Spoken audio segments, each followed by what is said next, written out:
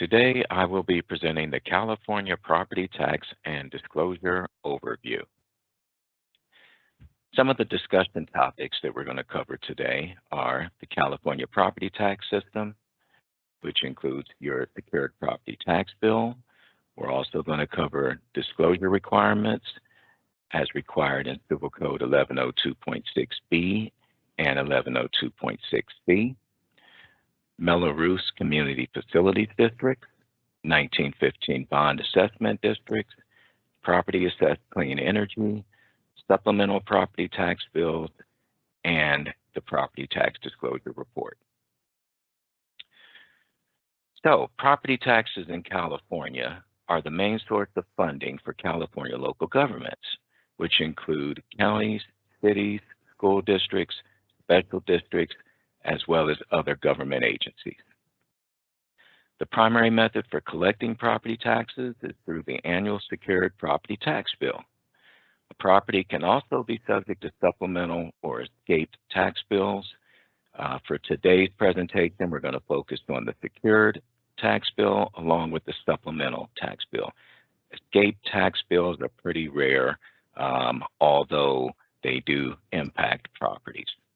The pie chart that you see below just gives an illustration of where the state receives majority of its revenue. And as you can see, ad valorem taxes account for a large percentage of that pie. Okay. And the property tax system is made up of a variety of different agencies at the county level as well as the state. At your county level, you have the recorder. They maintain the change in ownership. You also have the cities in the county. They maintain building permit information. That's how they know when new construction occurs. You also have the county assessor. They determine the assessed value on the property.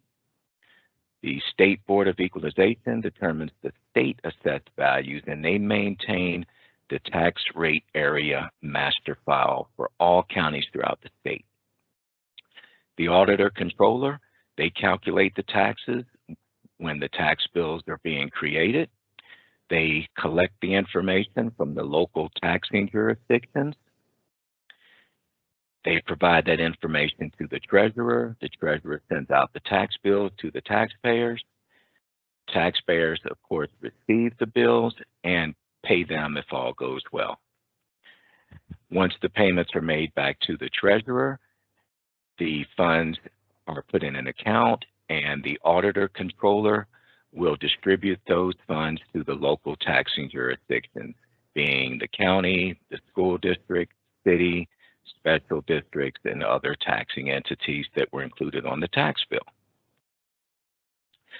So this is an overview of what the tax calendar looks like. In January 1st is the official assessment date for the tax year 2021-22. And right after that date is when the second installment is due for the prior tax year. And then the second installment for the prior tax year is delinquent on April the 10th. And then on June 1st, any taxes that are not paid from the prior tax year go into a default status. And then on July 1st is the official beginning of the tax year 21-22. And the tax bills are mailed out to the property owners in late September, early October. The first installment is due November the 1st, and the second installment is delinquent on December the 10th. If any of these dates fall on a holiday or a weekend, then the next date will roll to the following Monday or first day of business. Okay, so what's included on that secured tax bill that you receive each year? There are two primary types of charges.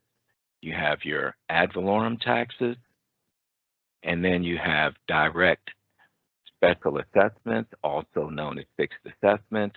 Different counties label them with different names. Ad valorem taxes are based on the value of the property. It's important to note that the assessed value may not be the same as the current market value. So if you had a property that last sold 20 years ago for $500,000 and the assessed value on that property would have been set to about $500,000 and it would increase 2% each year.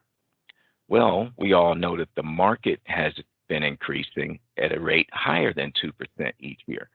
Therefore, the market value on the property could be higher than the assessed value.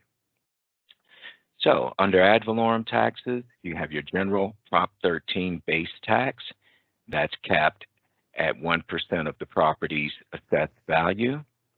You also have voter-approved tax rate overrides, which include pension funds, hospital overrides, library overrides, as well as others. And then you have debt service on voter-approved bond measures, which may include school districts, community colleges, water districts, city taxes. I threw in BART for Bay Area Rapid Transit. They issue bonds that are collected on the tax bill. Your ad valorem taxes are affected when a property is sold.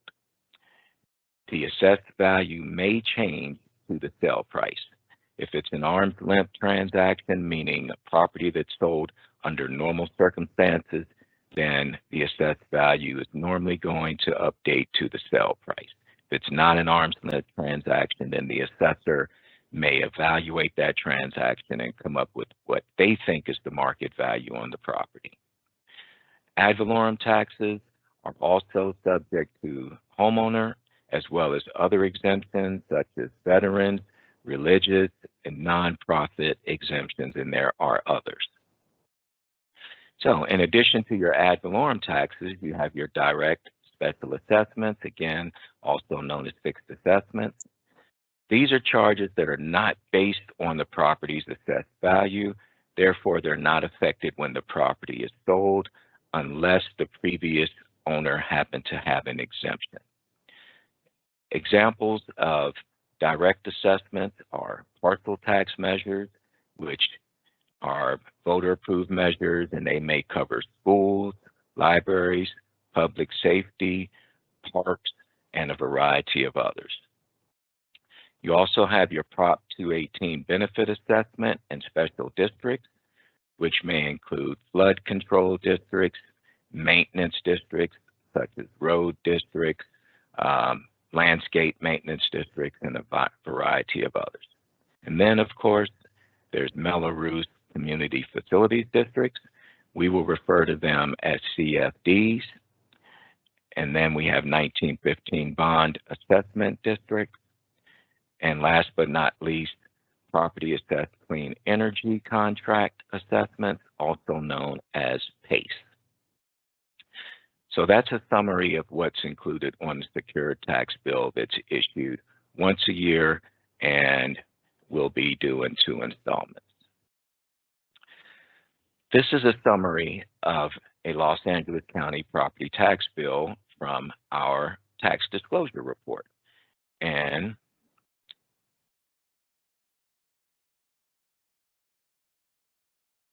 you can see we have the total assessed value, the first installment, second installment amounts. Here's a breakdown of the ad valorem charges.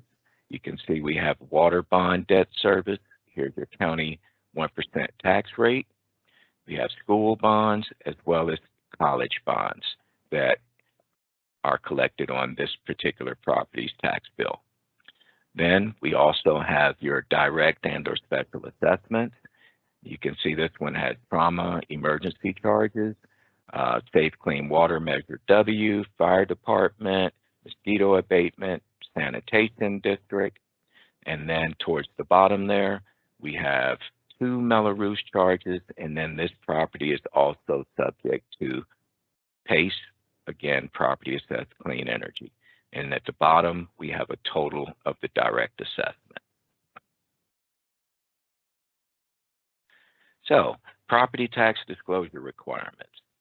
Civil Code 1102.6B, which covers special tax and special taxes Mello-Roos and 1915 Bond Act assessment.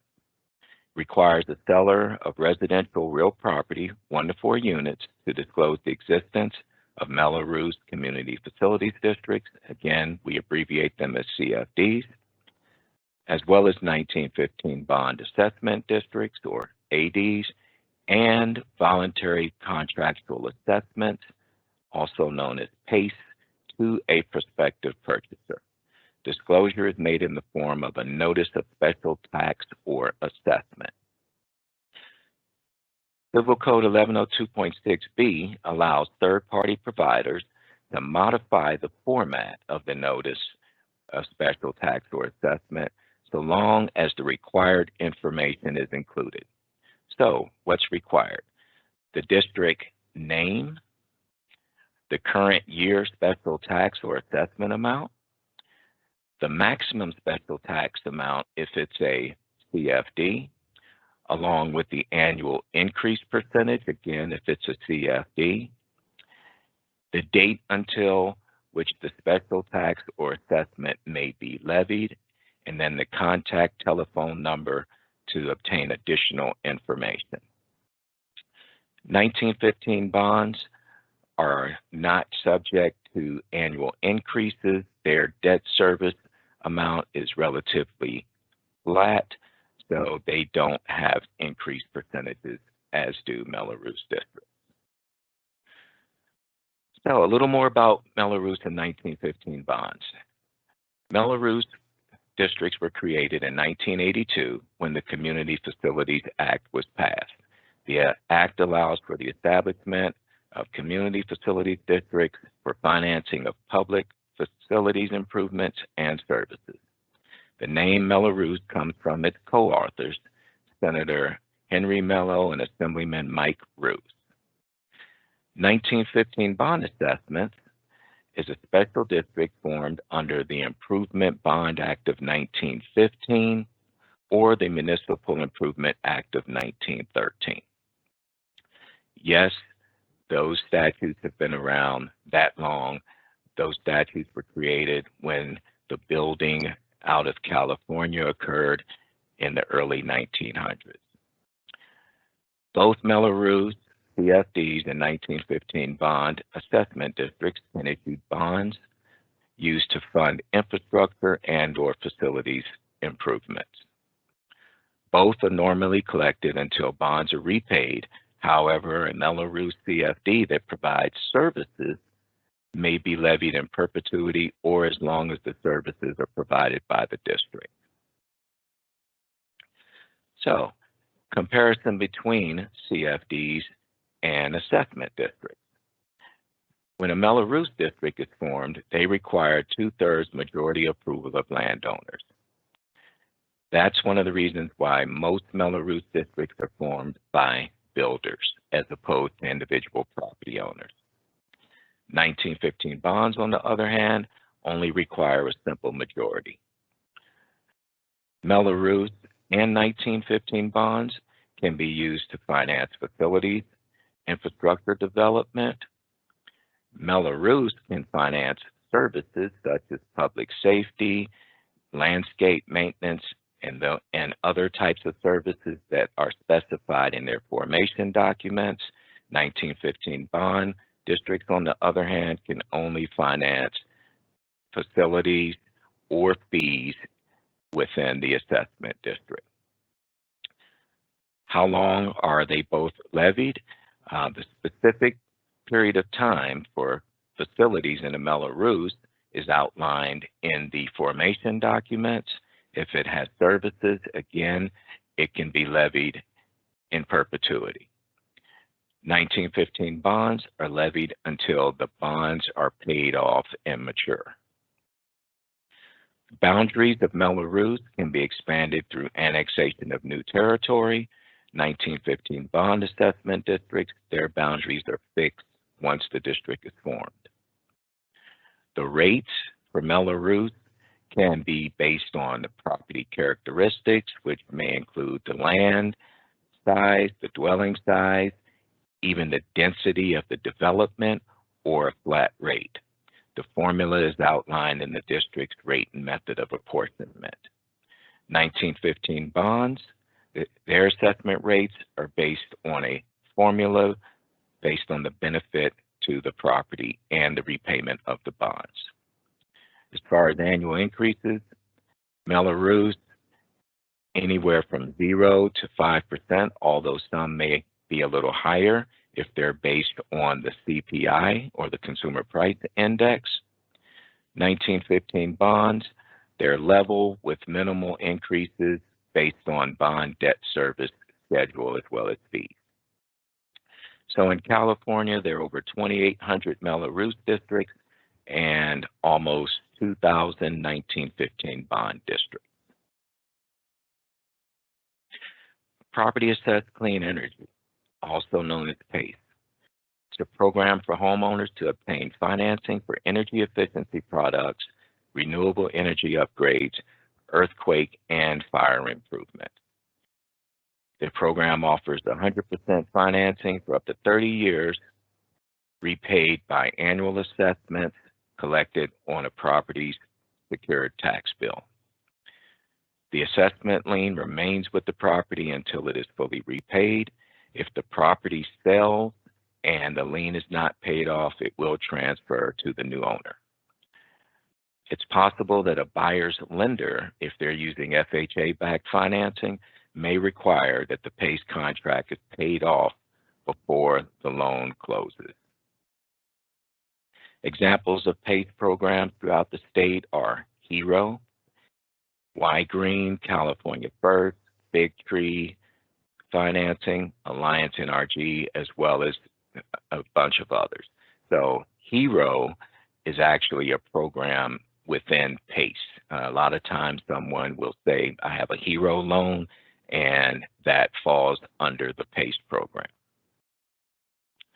Disclosing PACE. Disclosure is required under Civil Code 1102.6b, which states once a property owner enters into a PACE contract, disclosure is required to a potential buyer. It's important to note that PACE programs are authorized pursuant to either the Mello-Roos Community Facilities District Act or 1915 Bond Act. Basically, they took existing statutes for Mello-Roos and 1915 bonds, and they utilized those statutes to fund the PACE program. So they didn't have to go back to the state legislature and get approval once again. They just used the existing statutes. So when someone enters into a PACE contract, a notice of special tax or assessment lien is recorded against the property. A property can have multiple PACE contracts for different types of improvements. So they may have one contract for their solar panels, another contract for roofing, and then yet and still another contract for windows, insulation, etc. We've seen properties with as many as 5 PACE contracts. Most disclosure companies rely on the county annual property tax roll to disclose PACE. Depending on the contract date, that's the date when the property owner enters into that PACE contract, it may take up to 14 months before a PACE lien appears on the tax roll. So if you have a property owner, they sign a PACE contract in September, the tax bills for the 2021-22 tax year have already been created and they're in the process of being mailed out. That PACE contract is not going to be included on that tax bill. It will not be included until the following year. At First American, we track newly recorded liens as part of our title company process. Therefore, we can disclose PACE within weeks of the lien being recorded on the property. We also include a copy of the lien document or contract with our tax disclosure report. So continuing with property tax disclosure requirements, even if you have a property that's not subject to Mello-Roos 1915 bonds or PACE, We also have Civil Code 1102.6C, which is the Supplemental Tax Bill notification, and that requires the seller of the residential property to provide a notice of supplemental tax bill to prospective buyer that includes the following. Basically states that California property tax law requires the assessor to revalue the property at the time of the ownership change, and because of this law, you may receive 1 or 2 supplemental tax bills depending on when your loan or transaction closes. Supplemental tax bills are not mailed to your lender. If you have arranged for your property taxes to be paid through an impound account, the supplemental tax bills will not be paid by your lender. It's your responsibility or the buyer's responsibility to pay these supplemental tax bills directly to the tax collector. If you have any questions concerning this matter, you should contact your local tax collector's office. Okay, so a little more about supplemental tax bills. As previously mentioned, they occur when there's a change in assessed value, usually resulting from a change in ownership. They can also result from completed new construction or demolition of the property. Earlier, when we were talking about the tax system, and the county as well as the city will track building permits. So if you're making an addition to your home, that's going to be reported to the assessor, and the assessor can value that new addition or new construction and issue a supplemental tax bill. Supplemental tax bills are normally issued within 6 months after the event, and a buyer may receive 1 or 2 supplemental tax bills depending on when their transaction occurs. January through May, it's going to be 2 supplemental tax bills. June through December, they'll receive 1 supplemental tax bill. Simply put, a supplemental bill is a one-time billing for the difference between what the taxes were for the seller and what they are now for the buyer based on the new assessed value of the property. So there are some exclusions from reassessment after a property changes ownership. Some of those exclusions are, you have a parent-child exclusion. So if a parent deeds a property over to a child, they may be exempt or excluded from reassessment as long as that child occupies the property as their primary residence. Same with grandchild. You also have inherited property that may be excluded from reassessment. Seniors 55 and older can take advantage of a replacement dwelling benefit where they can transfer their current assessed value onto the new property that they are purchasing. And then you also have disabled resident exclusions. In November of 2020, Proposition 19, which is the homeowner protection for seniors, severely disabled families, and victims of wildfire or natural disasters act, was passed. And this allows for the value transfer to more expensive home without adjustment. So going back to that 55 plus senior exemption, so they can transfer the exemption to a more expensive home without an adjustment occurring. It also increased the number of times that the value can be transferred from 1 time to 3. Some of the other changes are it requires that inherited homes must be used as the principal residence in order to retain the current value. It also reduces the filing period to take advantage of these exclusions from 3 years to 1 year. So it's important that if you're going to take advantage of those exclusions, that you get the filing in as soon as possible. Additional information on Prop 19 can be found on the State Board of Equalization website, and there's a link at the bottom of the slide here. So this is the Property Tax Disclosure Report, and we'll call it the PTDR. And the first page that you're going to see is we're notifying you if the property is subject to Mello-Roos. 1915 bonds, property assessed clean energy, or PACE, if it's subject to one or more other direct assessments. And we also have the state responsibility area fire prevention fee, which is suspended until 2031. So within the tax disclosure report, we talked earlier about Civil Code 1102.6C, B. You have your notice of special tax and assessment. There's certain information that must be disclosed. Here you have your agency name. You have your maturity date. In this case here, this is a services CFD, so it's levying in perpetuity. The current charge amount, the maximum tax amount, the amount by which that maximum tax amount may increase, which in this case is 2% per year, and then the contact to obtain additional information. Now, this particular CFD has two components. In addition to your services, it's also financing facilities. So you can see it's to finance the acquisition or construction of public facilities, including streets, sewers, storm drains, and a variety of other improvements. The facilities portion may be levied up until 2056, 2057.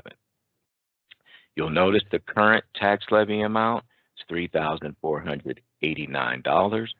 However, the maximum tax amount is $6,421.14. One of the questions that we often get is, well, the current tax amount is almost $3,500, but the max is over $6,400. What's the possibility of it going up to the max? This district was formed in 2006. They can collect a special tax until 2056. So if they need to issue additional bonds to pay for new facilities or additional facilities, then that may increase the amount that's being collected each year up to the maximum tax amount. That's why it's required that we disclose the maximum tax amount. You'll also notice that under the accelerated foreclosure, it says yes. What accelerated foreclosure means is that if taxes are delinquent, the district may initiate foreclosure proceedings sooner than the standard 5-year waiting period that's applicable to most real property taxes. So that's what accelerated foreclosure means. And here we have a 1915 bond. In this case here, PACE is classified as the 1915 bond district. As I mentioned earlier, PACE is either funded or authorized through Mello-Roos or 1915 bonds. So here we're showing the Los Angeles County Energy Program and the Energy Improvement Contract Repayment Program, and we always reference the contract documents for details on specific improvements and repayment terms. Each PACE contract is specific to a particular property. Therefore, we reference the contract in order to find additional details. We do include the current charge amount, and again, PACE is subject to accelerated foreclosure, and then we have the contact information for obtaining additional information. And also within the report, we are going to indicate that the property is subject to a PACE program, and we're going to reference you back to Part 2B for the assessment amount, which again is the 1915 bond section. And one more time, the reason why is because PACE is authorized pursuant to either Mello-Roos or the 1915 Bond Act. Okay. And here is what the supplemental tax bill notice looks like. And as previously stated, California law mandates the assessor to reappraise real property upon a change in ownership or completion of new construction. And the fact that the property tax bills, or excuse me, the supplemental tax bills are going to be mailed to the property owner and not to the lender. So this is what the supplemental tax bill notice looks like within our tax disclosure report. Also within the tax disclosure report, we include a property tax estimator. And the purpose of this estimator is to help a buyer estimate what their future taxes are going to be on the property. So they can either fill this form out manually if the form was printed out, or if they're looking at a PDF version of our report, we have a link that will take them out to a website, and that website will allow them to plug in the numbers and it will calculate the tax amount for them. So for this property, let's go ahead and put in an estimated sale price of $900,000. And you can see it calculates what the estimated taxes are going to be after the sale. And then if you put in a sale date, and let's go with July, and you can see it calculates what the supplemental tax bills are going to be for the property. Okay. And again, this is included in all of our tax disclosure reports. So earlier I mentioned if the property is subject to PACE, we referenced that you want to see the contract. We include a copy of that contract in our tax report. And this is what the contract looks like for this particular property. And it's the LA Los Angeles County Energy Program, also known as the LA HERO Program. By the way, the county did discontinue the program last year. However, the loans, or excuse me, the contracts that were already in place are still active and they will be collected until they are paid off. And it provides a description of the property as well as the product that's being financed. In this case here, it's water efficiency, outdoor water efficiency artificial turf. So this homeowner elected to install artificial, probably drought tolerant turf. Here's what the payment schedule looks like. You can see it's going to be collected until 2025, 2026. Okay, and I added an additional slide for determining the effective tax rate. One of the questions that I get on a regular basis is, isn't the property's tax rate 1.25%? Your tax report is showing something different. And the answer, 1.25% is considered the average property tax rate in California. However, the actual effective tax rate can be higher or lower based on a number of different factors. As we saw earlier, you can have additional voter approved tax rate overrides for school district, city, community college, and other entities that can increase your base tax rate up over that 1%. And then if you add in your direct assessments, that can increase your effective tax rate to, in the case of this property here, it's over 1.9%. And to arrive at your effective tax rate, you basically take what your total tax amount is and divide it by the value of the property or the sale price. And that's going to help you arrive at your effective tax rate. A lot of lenders may ask about effective tax rate. So this is an illustration here of how you can arrive at that calculation, and we can share this with you if necessary. Okay, coming soon. We are in the process of building a web portal that will allow you to estimate taxes on any California property. Basically, you plug in the property address or the APN, you put in a purchase price, and it will calculate what the estimated future tax amount is going to be for that property.